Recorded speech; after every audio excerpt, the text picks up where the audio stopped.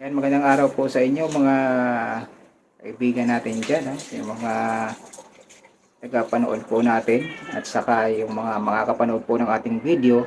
Ililinawin lang po natin, no? Yung sinasabi po nila na ang krus daw po ay sa demonyo. Ngayon, meron po tayong lalapitan at magtatanong po tayo kay Brother Joe kung totoo bang ang krus ay sa demonyo. No? Siya po ang magpapaliwanag kung ano po ang malaking maitutulong ng krus ng ating Panginoong Jesucristo. No? Kasi marami pong nagsasabi na ang krus daw po ay sa demonyo. So, pakinggan po natin yung kanyang pagpapaliwanag. Pasok po, Brother Joe. Tungkol naman sa mga iniisip ng tao na ang krus ay sa demonyo, nagdepende yan sa paniniwala ng tao. Kasi halimbawa, ihalin tulad natin ng armas. Halimbawa, mayroong armalite, no? Armas, baril. Ngayon, yung armas na ito, nagdepende ito kung sino ang gagamit para ito makagawa ng krimen na maaaring hahabulin ng batas. Pero kapag ang armas na ito ginamit upang idepensa ang karapatan ng taong bayan sa mga nanghaharas, palagay ko naman, hindi natin masasabi na ang armas ay masama o sa masamang tao. Dahil ang gumamit nito, mga pulis, para idepensa, iligtas yung sambayanan doon sa mga taong gagawa ng masama sa kanila.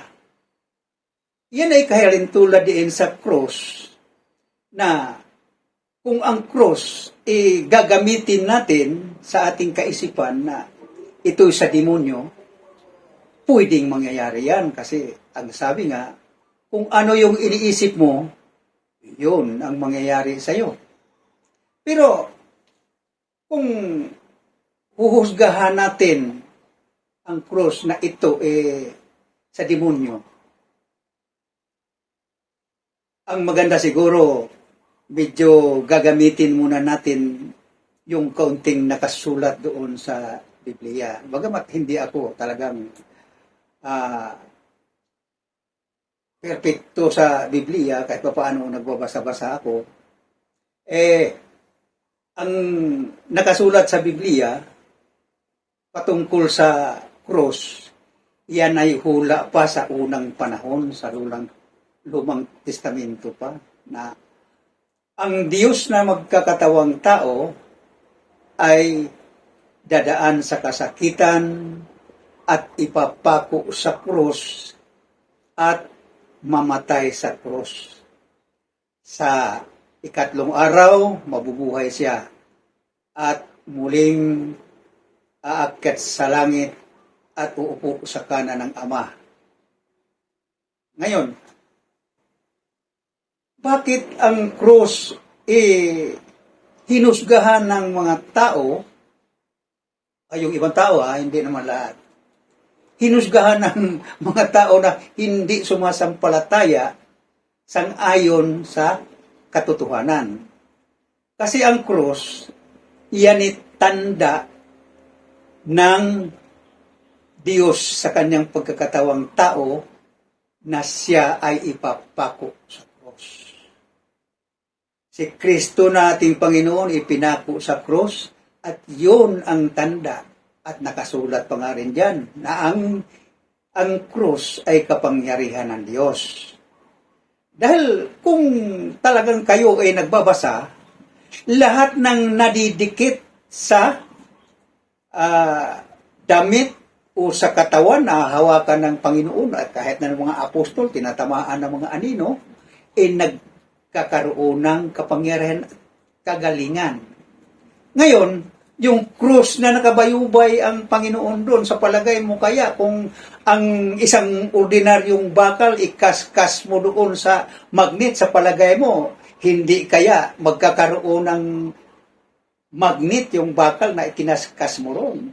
Ang krus na dumaite sa katawan ng ating Panginoon, tiyak na ang nakasulat sa Biblia na ang krus ay kapangyarihan ng Diyos dahil ang lahat ng bagay na nakadaiti o nadikit sa katawan ng Diyos nagkakaroon ng kapangyarihan. Ngayon, maraming mga agam-agam ang tao na hindi nila paniniwalaan kasi nga ang kanilang naririnig tulad din ng sinasabi na huwag kayong uminom ng alak dahil ang alak gawa ng demonyo. Ang tanong, saan ba kayo nakakabasa na ang demonyo may ginawa na alak para ipainom sa tao? Wala. Ang lahat ng lumikha ng bagay, pati demonyo, ay ang Diyos. Kaya, yung sinasabi na ang alak ilikha ng demonyo, huwag kayong uminom, ay mali na yung pagpapaliwanag na yun na ang alak ilikha ng demonyo. Kasi nga, nung nag-aral pa yung elementary, yung grade 1, all things bright and beautiful, all creature great and small, all things wise and wonderful, the Lord God made them all. Kaya, ang ibig sabihin, kung si Satanas nilikha ng Diyos, sasabihin natin na huwag tayong uminom ng alak dahil likha ng demonyo. Ang pagkalikha ng demonyo doon sa alak, ilikha na ng tao. Kasi ang sinabi na nakasulat, ang alak nilikha ng Diyos para sumaya kayo. Ngayon, kung iinom ka ng alak, kakanta ka, magpapasaya ka, o kaya iinom ka ng konting alak kasi hindi ka na natutunawan, sumasakit yung tiyan mo, ang ibig sabihin, ang alak ginawa ng Diyos na ikabubuti ng tao. Walang nilikha ang Diyos na hindi nakabubuti sa tao. Pero nasa tao ang gawa, nasa Diyos ang awa. Ang tao'y palalo. Kaya ang ginagawa nila pag uminom ng alak, nilalaklak ng lahat. Kaya ang nangyayari, nalalasing, pag nalasing, nagmamaniho, na aksidente, patay, o kaya nadidisable. Ganun ang isang paniniwala na masasabi natin na hindi nai-arrange yung kanyang, o kaya kung nagbabasa siya ng Biblia, hindi talaga niya nai-arrange. Para pang pagluluto. Bago ka magluto ng mga bagay na lulutuin mo, kaya na kailangan ihanda, igayat mo yung mga kagamitan nun, yung mga, yung lahat ng mga Ricardos. mga Ricardo. Yung ihanda mo kung ano iluluto mo, o binudo, adobo, kinakailangan i-arrange mo yung mga Ricardo nun. Hindi basta-basta na, pag sinabi, nagluto ka ng adobo. Pagkatapos inilagay mo lang sa tubig, pinakuluan mo. Ano yun? Wala. Kaya ganun din na kung narinig mo sa iba na ang cross sa demonyo, yun ang paniniwala mo. Pero kung i-arrange natin talaga yung paniniwala natin, suriin natin kung bakit ba mahalaga ang cross. Dahil kapag ang cross, ipinahalagahan natin, suriin natin sa parang Ricardo, ano ba ang lasa nitong luya? Ano ba itong kamatis? Ngayon, suriin natin yung cross. Ano ba ang kahalagahan ng cross para maging tanda ng ating pananampalataya sa Diyos? na halimbawa, isa tayong mangingisda.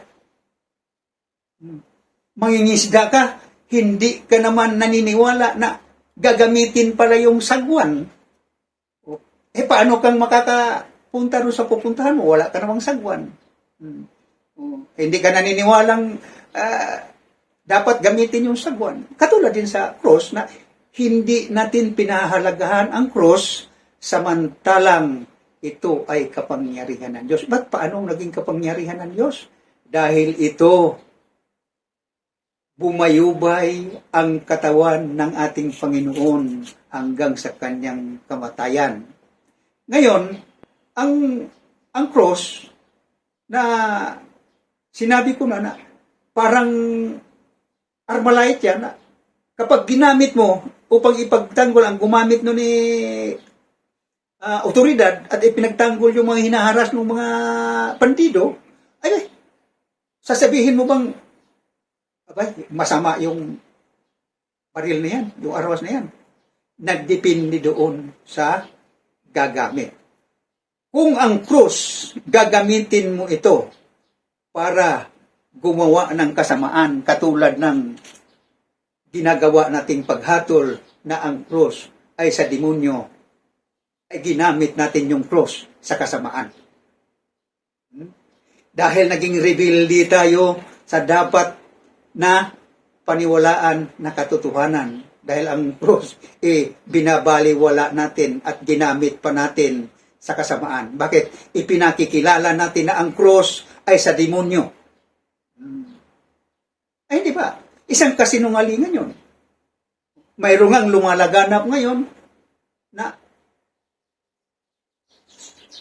ganito ang sinasabi. Pumatay kayo at mapunta kayo sa langit. Mag-iingat tayo dyan. Dahil bakit kamo? Yung si Satanas, hari ng kasinungalingan. Ang lahat ng sasabihin niya na pumatay kayo, mapunta kayo sa langit. Pag hindi kayo pumatay, hindi kayo mapunta sa langit. Ang totoo nun, pag pumatay kayo, nagsisinungaling yan. Hindi talaga langit ang pupuntahan nyo. Impyerno. Kasi sa Ten Commandments, ipinagbabawal pati sa Panginoon nga, huwag kang papatay. At sa Ten Commandments, sa unang tipan, huwag ka rin papatay. Ngayon, ibigin mo ang iyong kapwa, mahalin mo ang iyong kapwa. Yun ang tunay na. Kaya mag-iingat tayo mga kaibigan. Na ang taong nagsasalita, titingnan natin, sabi nga ng Panginoon, makikita ninyo sa gawa ng tao kung siya ba ay tunay na nilulukuban ng Espiritu ng Diyos at nasa Kanya ang katotohanan. Huwag tayong basta-basta maniniwala na ang mga bagay na hindi natin alam, makikiisa tayo sa tinatawag na mga tsismusa at tsismuso. Dahil yan ay mga kampo ni Satanas na hari ng kasinungalingan. Gagawa ka ng masama, tapos pupunta ka sa langit. Ang langit na sinasabi nila, kabaliktaran yun, hindi totoo, sinungaling yan. Ang langit na sinasabi nila, impyerno yan. Kasi pag pumatay ka, saan ka pupunta? Impyerno. Dito pa lang sa lupa, pag pumatay ka ngayon, saan ka pupunta? Pag nahuli ka, saan ka pupunta? Sa kulungan.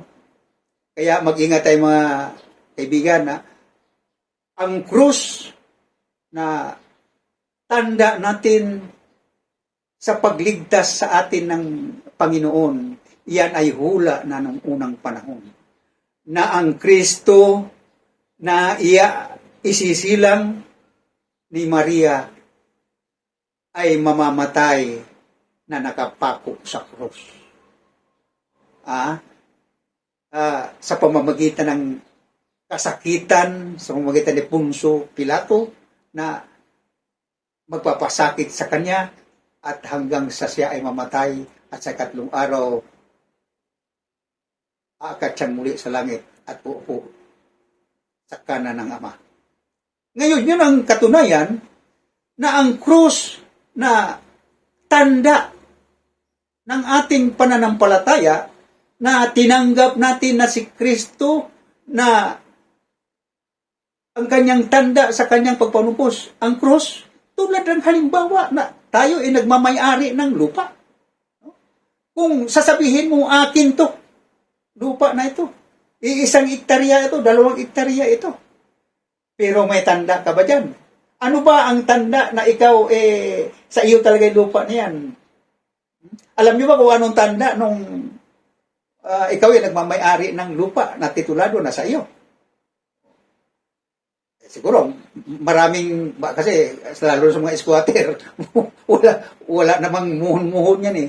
Yung muhon, tanda ng lupa na pag mamay-ari mo, na yan ay masasabing sa iyo. Kaya lahat ng bagay ay may tanda. Kapag walang tanda, ay hindi natin matitrace kung kanino yan, o sino yan, o ano yan. Katulad ko, di ba? Kumuha ako nag-renew ako ng lisensya. Pati apelyido ng lula ko, tinanong pa. Bakit? Magtataka ka, pati apelyido ng lula ko, tinanong pa. Ha? Dahil bakit? Yun pala, tinanong ko kung bakit pati apelyido ng lula ko, na tinanong pa kung ano apelyido ng lula ko, yung pala tanda na halimbawa man yung pangalan ko, mayroong kapariha, malalaman doon na hindi ako yun kasi yung apelyido ng lula ko ang magpapatunay na hindi ako yun. O kaya ako yun. Kaya ganun lang kinakailangan may tanda. Kasi pag wala tayong tanda, tayo nga papasok sa trabaho, sa eskwela, o sa ano pa man yung opisina, may mga ID tayo. May palatandaan na tayo, estudyante, o nagtatrabaho tayo doon, sa kumpanyang yon, lahat may tanda. Hindi po pwede na walang tanda. Ngayon, nagdepende yun sa tanda. Ngayon, kung halimbawa, nakakita ka ng isang establishmento dyan, may mga timbangan, alam mo na, negosyante yung, negosyante yung lugar na yan. Ngayon, kung ang isang lugar nakita natin, na palatandaan ng patungkol sa ating Panginoon, na andiyan yung cross, andiyan yung mga imahen, ang ibig sabihin, yaan ay bahay dalanginan. No? Dahil sa unang panahon, mismo ang Panginoon nag-utos kay Moises na magpagawa ng 2 kirubin. At yung iba naman, huwag gumawa ng, ang pag-iisip nila na huwag gumawa ng mga ribulto na ipapalit doon sa Panginoon. Usisain natin mabuti, unawain natin mabuti, na ang ribulto na ipinagawa ng Panginoon, hindi kapalit ng pagkadiyos, kundi tanda na yaan andyan luklukan ng awa ng Diyos. Hindi yung mga ribulto na nandiyan sa loob ng simbahan, hindi yan yung kapalit. Nagrepresenta na sila ang mga Diyos. Dami kaya niyan, dumami na ang Diyos na nag-iisang Diyos. Pagkatapos dumami na, dahil daming mga imahe na yan ng mga santo. Unawain natin mabuti. Nasa isang opisina, halimbawa sa barangay, o sa municipal, sa mayor, o saan pa mang opisina ng mga gobyerno, may tanda. Nandiyan yung mga larawan ng mga kapitan, konsihalis niya, dyan, may palatandaan. Ngayon, kung papasok ka sa isang lugar na wala namang palatandaan, papasok ka, tuturo ka, pasok ka dyan, at CR yan, pagpasok mo doon, wala namang palang bawol doon, wala namang palang kagamitan ng isang CR, mayroon doon kalan. Hindi CR yun. Nagkamali tayo. Kaya, kinakailangan usisain natin mabuti na ang krus, ito'y matibay na ebidensya na tanda ng pagligtas ng ating Panginoon sa buong sanlibutan, sa buong sangkatauhan. Kaya sana usisain natin mabuti at tayo naman na wala tayong kaalam-alam doon, nakarinig lang tayo ng salita na ganon, maniniwala na tayo kaagad, magtanong tayo sa may alam tungkol sa mga bagay na hindi pa natin nauunawaan. Kaya ang cross, tandaan natin na ito'y tanda ng ating pananampalataya. Kaya saan man tayo dumako sa buong mundo, pag nakakita tayo ng mga simbahan ng tunay na mananampalataya, mayroon diyang tanda ang ating Panginoong Hesus, ang cross. Kaya huwag sana ninyong gamitin sa kasamaan ang cross na sasabihin natin ang cross ay sa demonyo. Nagsisinungaling tayo dyan. Tunay na hindi sa demonyo ang cross dahil ang gumamit niyan ay ang Panginoon. Ngayon sasabihin natin, doon siya namatay, ipinako siya ng mga tao. Ay tandaan natin na ang pagkapako ng Panginoon doon sa cross, hindi dahil doon sa mga taong masasama, kundi yung proseso na magiging kakilanlan na ang Kristo na isisilang na siyang tunay na Diyos na nagkatawang tao na ating tagapagligtas. Kaya tandaan natin mga kaibigan na sino man ang gagamit sa cross sa katotohanan at sino man ang gagamit ng armas upang ipaslang sa kapwa, yan ay masama. Pero kapag ang armas ginamit ito sa mga otoridad para idipinsa, ipagtanggol ang taong bayan, yan ay kabutihan. Tandaan natin na ang kasamaan ay laganap na dahil hindi papabuti ang tao sa mundo, kundi papasama. Sana huwag kayo maging isa doon na humahatol dahil baka mamaya mahatulan. O yun lang mga kaibigan, at iba namang topic kung sakaling mayroon pang itatanong ang ating tagapagtanong sa ibang pagkakataon. At yun na nga, doon na nga po natapos yung ating katanungan at nasagot po ni Brother Joe. At maraming salamat po. At sana sa mga nakapanood, meron po kayong natutunan at nakuhang aral po sa ating tagapagpaliwanag about doon sa nagsabi na ang cross ay sa demonyo. Pero ang katotohanan po, ang cross ay kapangyarihan ng Diyos na sa atin ay naligtas. Tayo po ay niligtas sa pamamagitan po ng krus ni Kristo. So, yun po. Maraming salamat at sa susunod po na mga may katanungan pa, sasagutin po ulit ng ating kapatid na si Brother Joe. So, yun. Maraming salamat po at bye-bye.